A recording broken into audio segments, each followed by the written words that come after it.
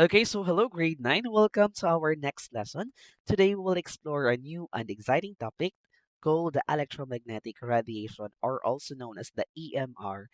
This lesson is more focused on understanding important concepts, so get ready to discover how different forms of electromagnetic waves affect our everyday lives. I am Sir Wawi, your ever curious science buddy. Don't forget to like, share, and subscribe para lagi kang updated sa mga susunod pa nating science lesson. All right, let's get started and explore the amazing world of electromagnetic radiation. So, for our learning competency for today, describe electromagnetic radiation or the EMR as energy that is created by the vibrations of electrically charged. Compare the relative wavelengths and frequencies of different types of electromagnetic waves, including the radio waves, microwaves, infrared, visible light, ultraviolet, X-rays, and the gamma radiation. Okay, ayan. So for the learning objectives, describe the various uses and occurrences of electromagnetic radiation in daily life. Define the electromagnetic radiation or the EMR. List the various kinds of electromagnetic waves like radio, microwave, infrared, the visible, ultraviolet, X-ray, and the gamma radiation. Okay, and compare their respective wavelengths and frequency. Explain the electromagnetic spectrum, emphasizing how wavelength and frequency are inversely related. O don't forget the word inversely. Ibig sabihin, kung isa yung pataas, yung isa yung pababa. Diga, inversely. Magkaiba yung kanilang way. Discuss how the energy of electromagnetic waves varies with frequency and give real-world examples and uses for each type of wave. And lastly, research and present information about a device that utilizes electromagnetic radiation. So yung number 6 is a group activity. Okay, or pwedeng ipag-groupings natin yan. Ayan. So let's talk about electromagnetic waves are everywhere. It's a short review. So meron akong ipapabasa dito. So let's read this short passage. Okay? So electromagnetic radiation occurs naturally around us, such as sunshine. Okay, alam naman natin yung sunshine, ano? Thermal radiation, radio interference from lightning strikes, and the signals that radio astronomers gather from space. Appliances like microwaves, televisions, and computers use electromagnetic radiation. Since different devices use electromagnetic radiation, each is confined to a specific part of the electromagnetic spectrum. Don't worry, magbibigay ako mamaya ng picture ng electromagnetic spectrum para talagang ma-visualize ninyo yung ating mga devices kung saan sila nagfa-fall. Ano po?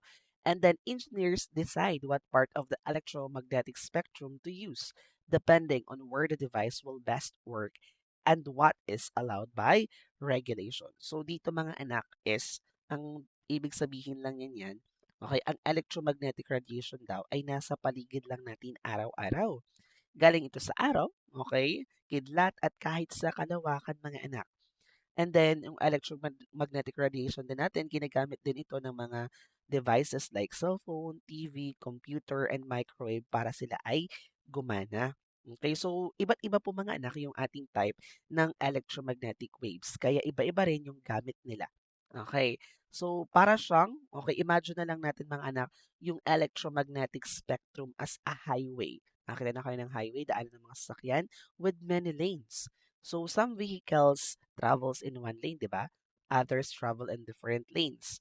So just like devices mga anak, okay, they use different lanes on the highways. Gadgets uses different parts of the electromagnetic spectrum. Hindi po pare-parehas yung ginagamit nilang electromagnetic waves in the spectrum. Okay, like for example, yung cellphone, yung ating microwave, okay, yung ating radio waves, or yung ating ano pa ba, computer mismo, iba-iba yung kanilang ginagamit sa ating electromagnetic spectrum, which is makikita naman natin later. So the next question, what do cell phones, a radio, and an X-ray machine have in common? Ano yung pagkakaparehas ng mga ito? Ano kaya yan? So, gumagana sila because they all use electromagnetic radiations. So, although cell phones, radios, and X-ray machines have different function, iba-iba yung gamit nila mga anak, they all use electromagnetic radiation. Pare-pareha silang gumagamit niyan. So, yung ating cell phone, to be specific, it use microwaves and radio waves to send signals. Kaya tayo nakakapag-receive ng mga calls, messages, yun ang ginagamit nila, yung microwaves and the radio waves. Yung atin namang mga radio, okay, use radio waves to transmit sounds. Okay, kaya tayo ano ba tawag doon, nakakapakinig ng mga news, okay, through radio. Okay, and then, yung ating X-ray machines, nakakita na naman tayo siguro or siguro yung iba dito yung nakapagpa-X-ray na ano. So, yung X-ray machines natin, okay, to see inside, what's inside the human body, gumagamit sila ng X-rays. Okay, yung ating sa electromagnetic radiation. Okay, so magkaiba man yung gamit nila, okay, tandaan natin na lahat yung mga yan is gumagamit lang ng electromagnetic radiation. Okay, so can anyone tell me what electromagnetic radiation is? Ano ba yan? Okay, ano ba yung tinatawag nating electromagnetic radiation? Okay, so sabi dito, electromagnetic radiation is energy in motion. Energy in motion from one place to another, and it exists all around us and is used in many ways for technology. Okay, anong sabi daw diyan? Electromagnetic radiation is a type of energy, okay, that travels from one place to another. Okay, so sabi dyan, this energy moves in the form of waves. Okay, gumagalaw yung energy na yan in the form of waves and does not need a medium.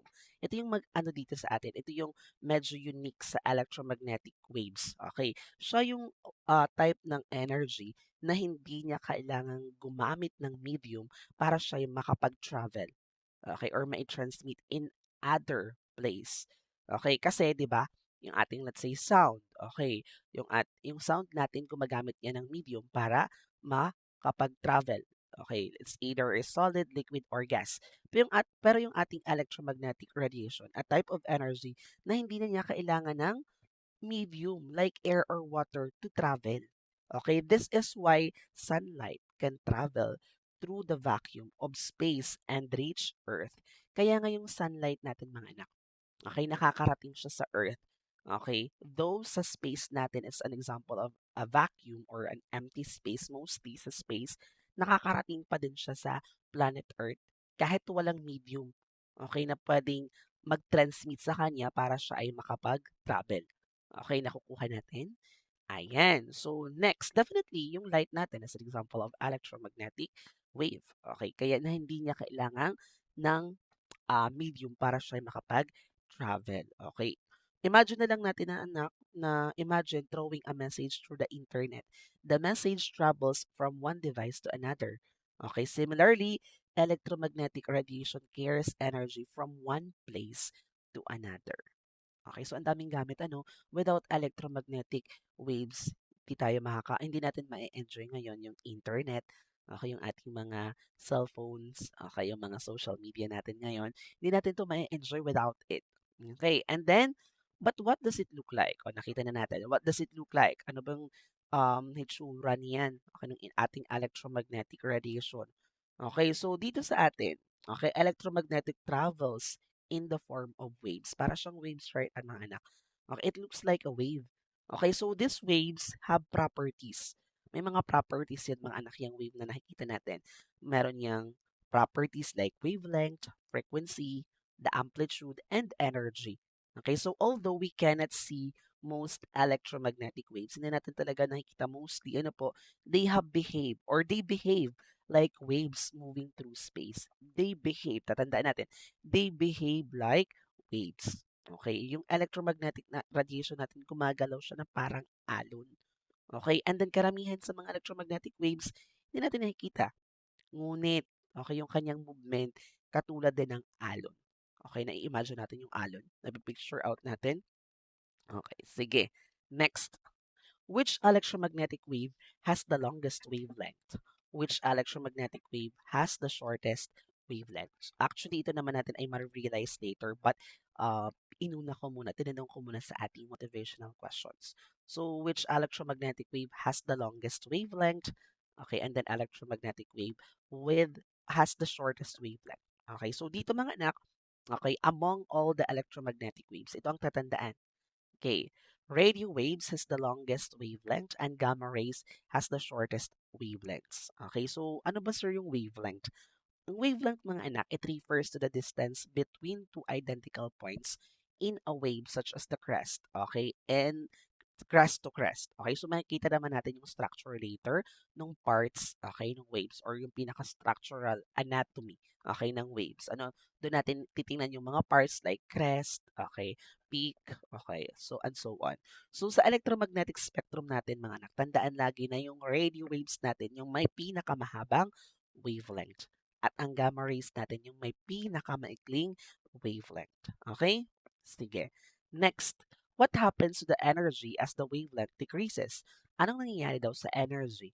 Okay, habang bumababa yung wavelength. Okay, so as the wavelength decreases, the energy increases. Okay, or inversely proportional. They are inversely proportional in this case. Kasi yung wavelength bumababa, pagbaba ng wavelength, tumataas yung energy. Okay, kapag umikli yung wavelength, tumataas ang energy niya. Kapag humahaba naman ang wavelength, bumababa yung energy.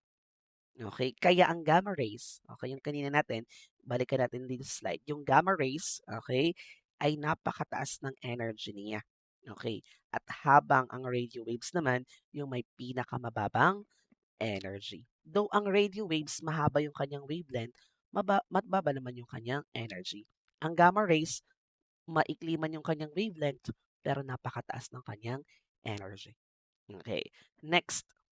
Exploring electromagnetic waves. Okay, so for our objectives, describe the basic properties of electromagnetic waves such as wavelength, amplitude, frequency, and period. So ito na po, titingnan natin yung mga words na to. Ano ba yan? So sige, before that, so pwede nyo munang panoorin yung ating video presentation kasi hindi ako pwedeng mag-play dito. So ito po yung link natin. Okay, pwede nyo i-type sa ating YouTube. It's a video para masagutan natin yung mga next na question. So what is a wavelength and how can you identify it's in a wave? Ano ba yung wavelength natin? So tandaan natin, wavelength is the distance between two consecutive crests or throws. Kung nakita natin dun sa video. Ano po? Okay, so a distance. Okay, a distance between two consecutive crests or throws. Okay, and then how does amplitude affect the appearance of a wave? Okay. How does amplitude daw affect the appearance of a wave? Ano ba yung amplitude na tinatawag? So, ang amplitude mga anak, it refers to the height. Height, gaano kataas yung wave. Okay. A wave or yung height ng wave measured from the equilibrium line to the crest or through. Parang mayroong horizontal sa gitna yun. Okay? The greater the amplitude, the more energy the wave carries. Okay? Kumbaga, ang amplitude ay taas lang ng wave mula sa gitna o equilibrium line. Makikita natin yung equilibrium line kanina. Mamaya later. Okay? So, papakita ko yung structure ng ating wave. How does amplitude affect the appearance of a wave? Paano ba niya naaapektuhan yung appearance ng wave? Okay, so amplitude affect, okay, the appearance of the wave because, okay, amplitude, as the amplitude increases, the wave becomes taller. Ayan, habang tumataas daw yung ating amplitude, okay, the waves becomes taller and carries more energy. So as the amplitude decreases, the wave becomes shorter and carries less energy.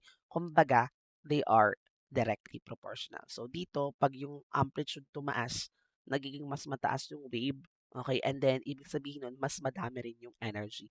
Pero pag bumababa yung amplitude, the wave becomes shorter, mas umiikli, mas bumababa din yung energy.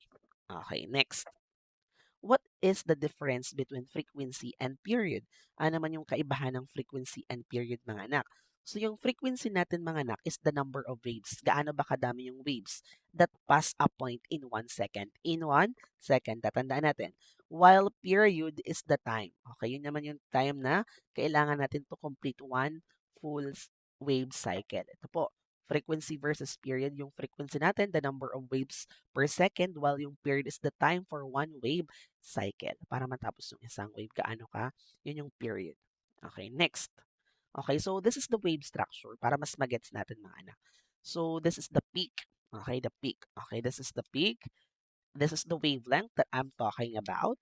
So yung ating wavelength mga anak is the distance between two crests. Okay. So, sir, ano po yung crest? Okay, ito po yung pinakatuktok. Crest. Okay.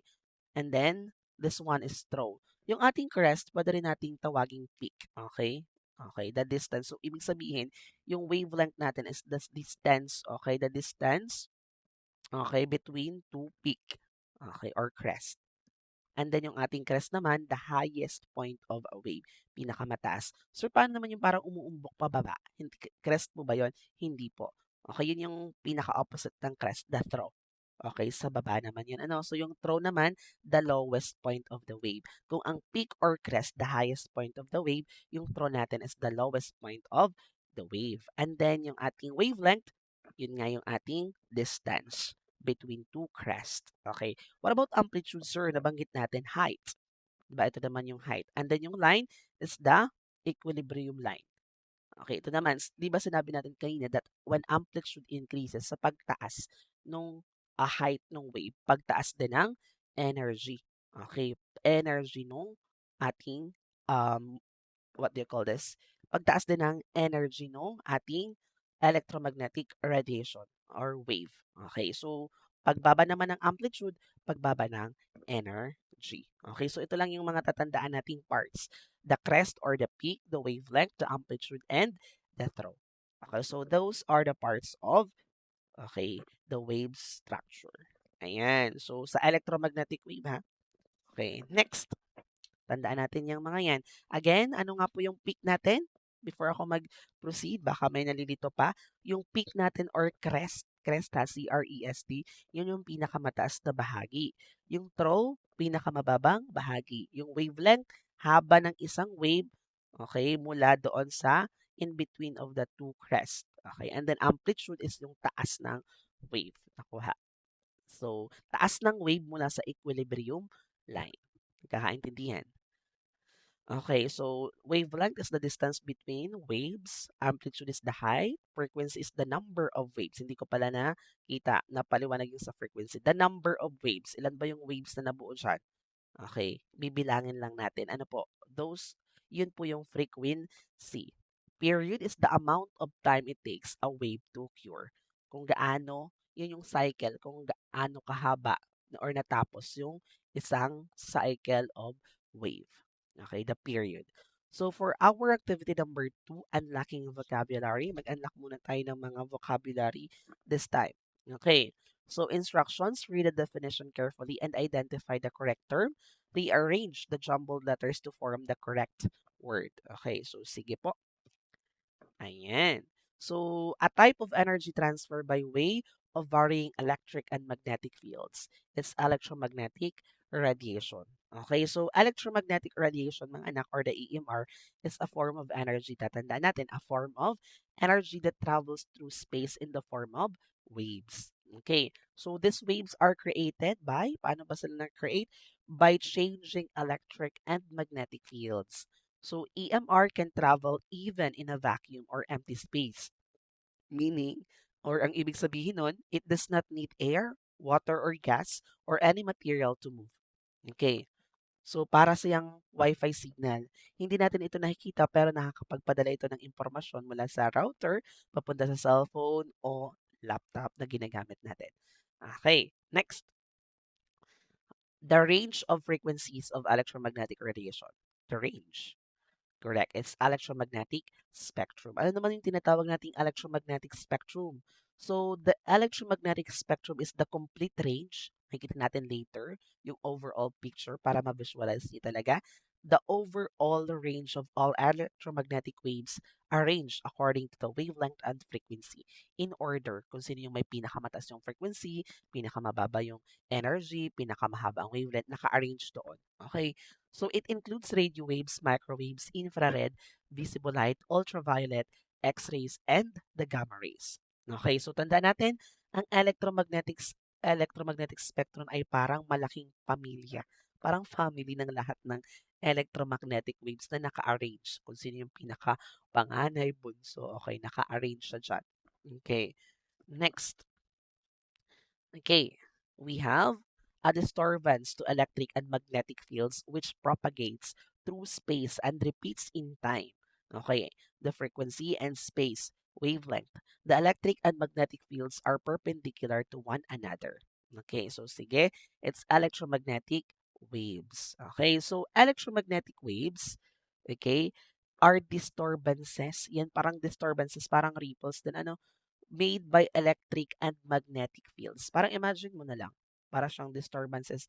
Merong isang um, planggana, naglagay ka na may tubig, and then yun ay kalmado or parang flat. Naglagay ka ng, naghulog ka let's say ng bato. Okay, di na nakaka-form ng ripples. Parang ganun yung ating waves. It's a disturbance. Pero hindi ito dahil sa bato. Okay, ito yung na-produce because of electric and magnetic fields. So the electric field and magnetic field move perpendicular to each other while traveling through space. Kaya nakaka-form ng electromagnetic waves. Okay, tandaan lang natin ang electromagnetic waves. Paano po nabubuo? Nabubuo dahil sa galaw ng electric and magnetic fields. Okay, habang gumagalaw ang isa sa isa pataas, pababa, ang isa naman ay pakaliwa pa, kanan, perpendicular. Okay, naka-form parang right angle. Okay, so sige. Next, what about this? The rate at which something occurs or repeats within a given amount of time is frequency. Ano naman yung tinatawag nating frequency, mga anak? So when we say frequency, okay, it refers to how many waves pass a certain point every second. Kaano ba kadami yung wave na na-form every second? That's the frequency. Okay, parang sasakyan sa kalsada ulit. Okay, kapag maraming sasakyan ang dumadaan, bawat minuto mataas ang frequency. Okay, parang gano'n yung wave. Gaano ba kadaming wave yung dumadaan kada segundo. Okay, sige. Next, what's this? An electromagnetic wave with a higher frequency. Okay, mas mataas daw ang frequency nito than X-ray that is produced by nuclear reactions. The radiations can be used to treat to treat cancerous tumors. Okay, ito yung ginagamit para makapag-treat but not totally matitreat agad. Okay, no? It's a type of remedy. Ano po? So, ano po kaya ito? It's gamma rays. So, ano po yung gamma rays? Gamma rays have the highest frequency. At tatandaan natin mga anak, pag mataas ang frequency mo, mataas ang energy mo.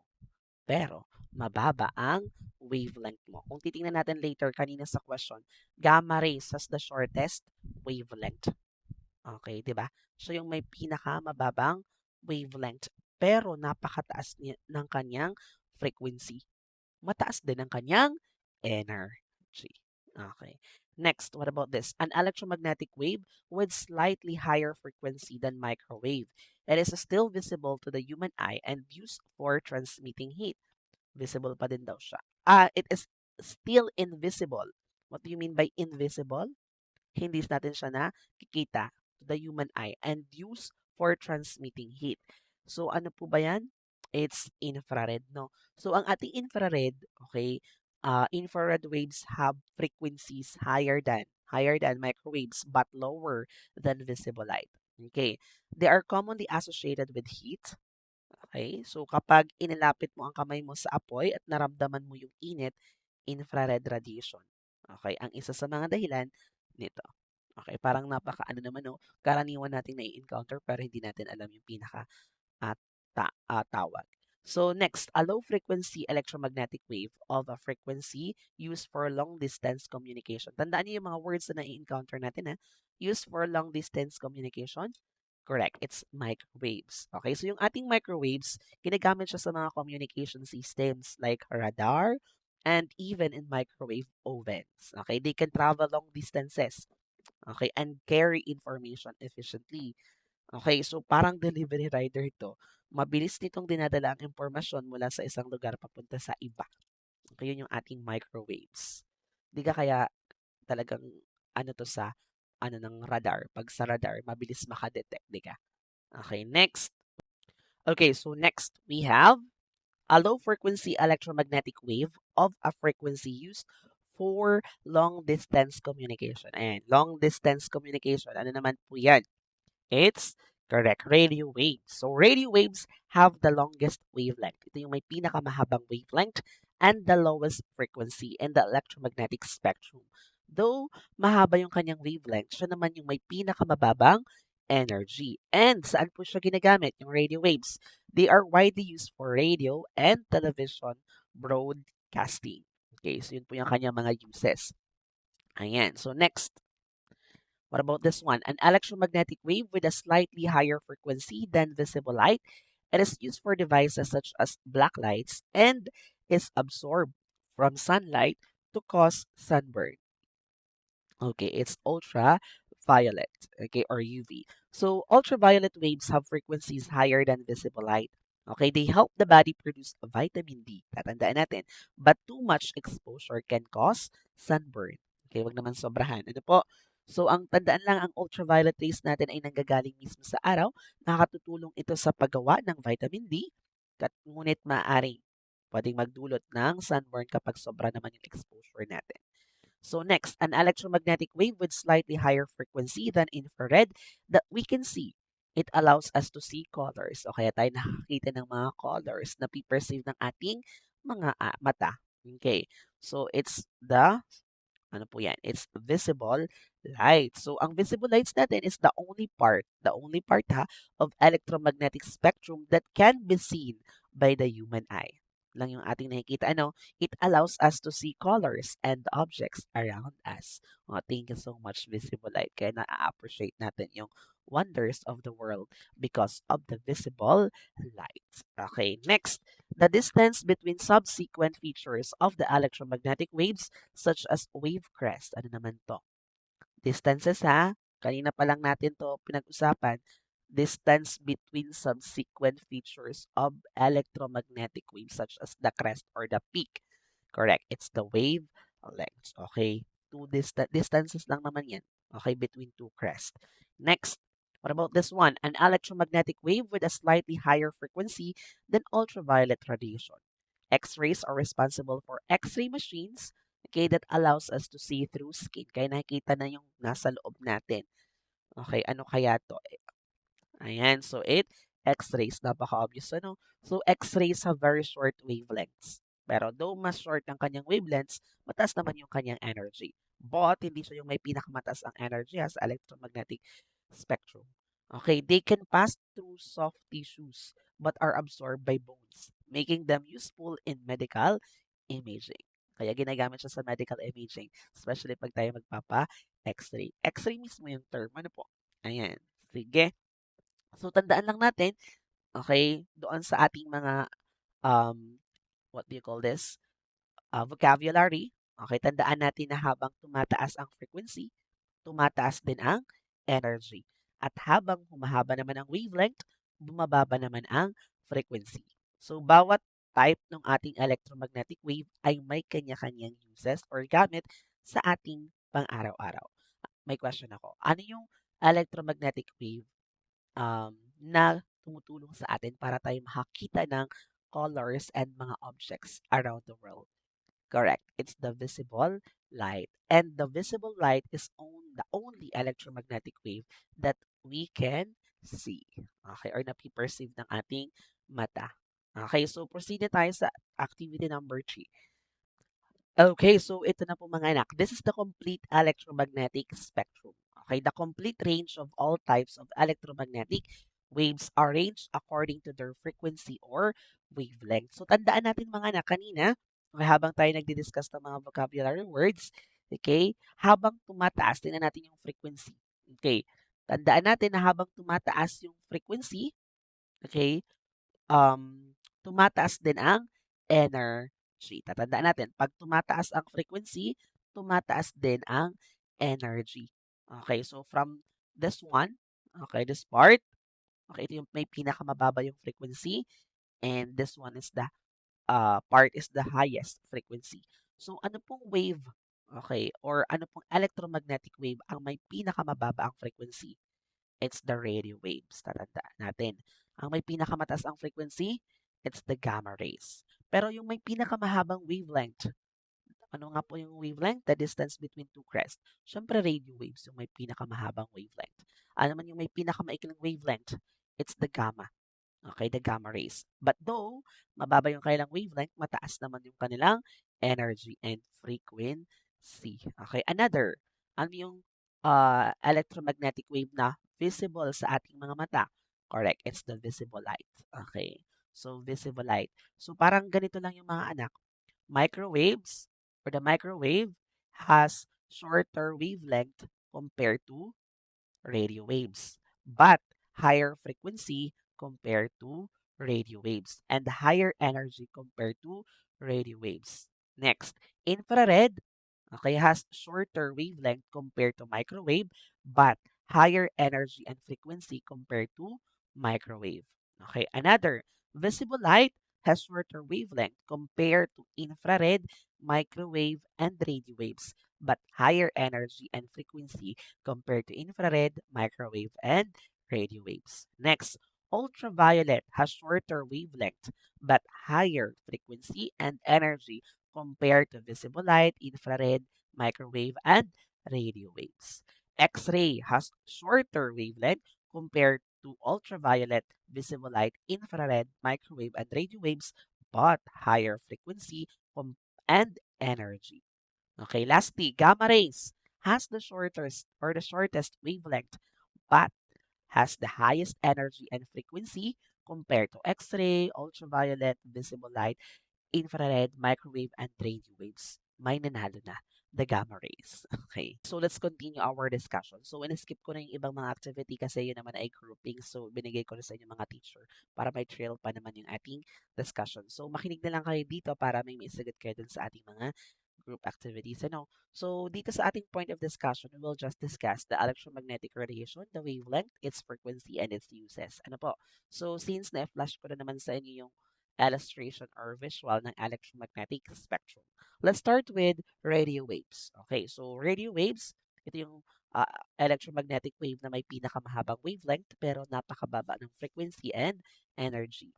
Yung wavelength niya is several millimeters to kilometers, while yung frequency lang niya is from 3 kilohertz to 300 gigahertz. So, ginagamit siya in broadcasting, communication, radar, navigation systems kasi nga, since siya yung may pinakamahabang wavelengths, it can travel through long distances. Effective siya sa mga ganyan. Okay? Next, microwaves. Okay, ito naman ay mas mababa ng konti yung kanyang wavelength, 1 millimeter to 1 meter lamang. Okay, at ang kanyang frequency is from 300 megahertz to 300 gigahertz. Okay, so yun yung kanyang frequency. Okay, pero mas taas naman ng konti compare sa radio waves. So, saan siya ginagamit? Okay, so ginagamit ng ating microwave sa mga microwave ovens, cellphones, Wi-Fi, satellite, communication, and even in radar. Okay, so sige. Next, another, we have infrared. So, ang infrared natin, mas mababa syempre yung kanyang wavelength compare sa ating microwave and radio waves. Pero mas mataas yung kanyang frequency doon sa dalawa, which range from, okay, ano kaya ulit yung kanyang wavelength? 700 nanometers to 1 millimeter.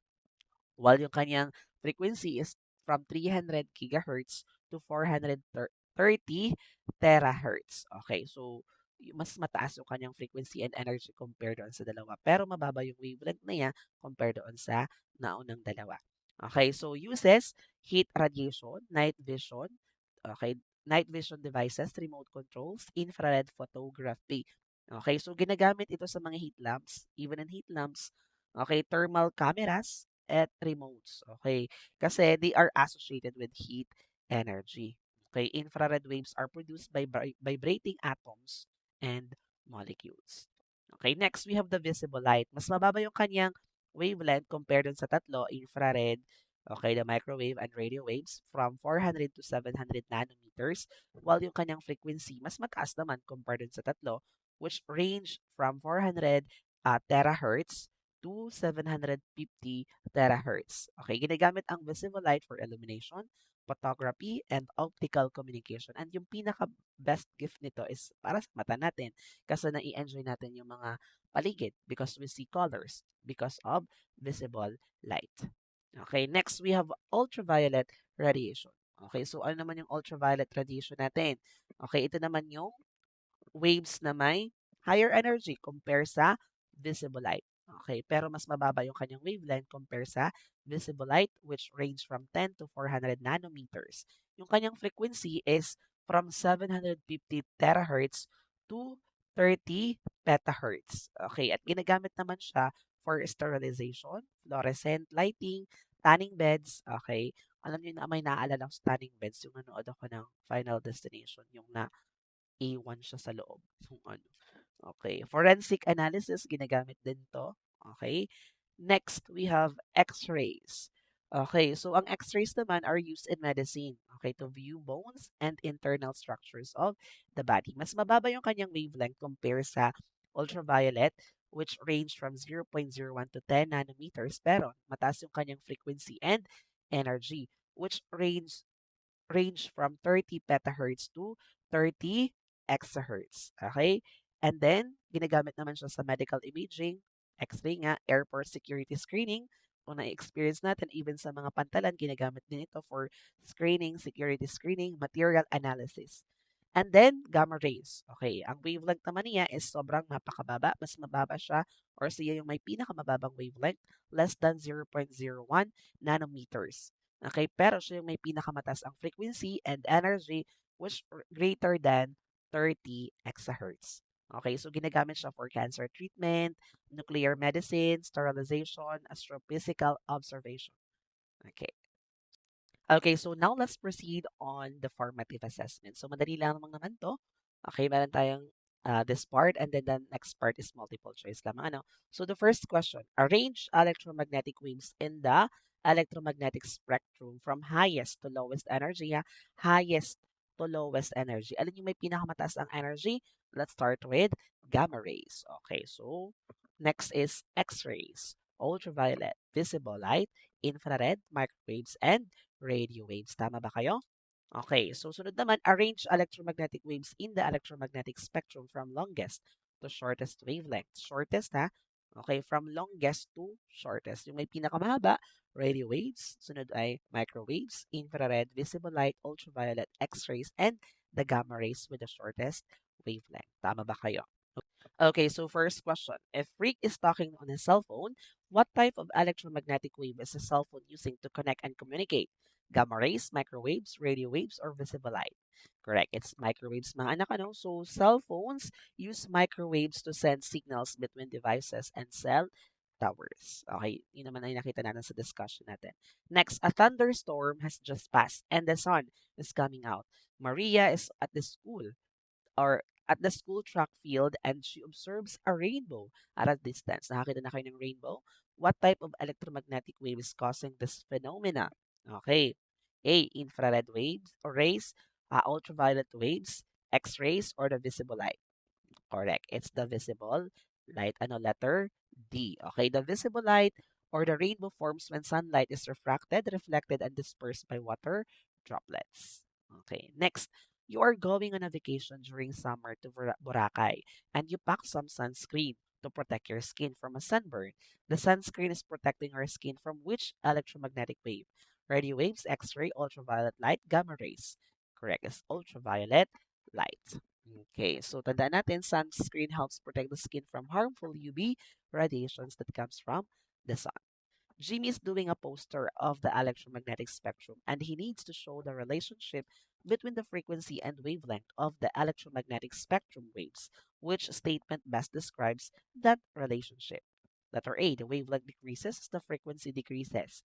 Letter B, the wavelength increases as the frequency increases, or the wavelength decreases as the frequency increases. Or letter D, the wavelength and frequency remain constant. Correct. It's letter C. I know the wavelength decreases as the frequency increases. Okay. Next, which one is an example of a conceptual model in science? The frequency of a wave, the wavelength of a gamma ray, the electromagnetic spectrum, or the amplitude of a wave? Letter C. Ano po? The electromagnetic spectrum is a conceptual model, not a physical model, and not a mathematical model. Okay, so thank you so much, grade 9, and I hope that you learned something today.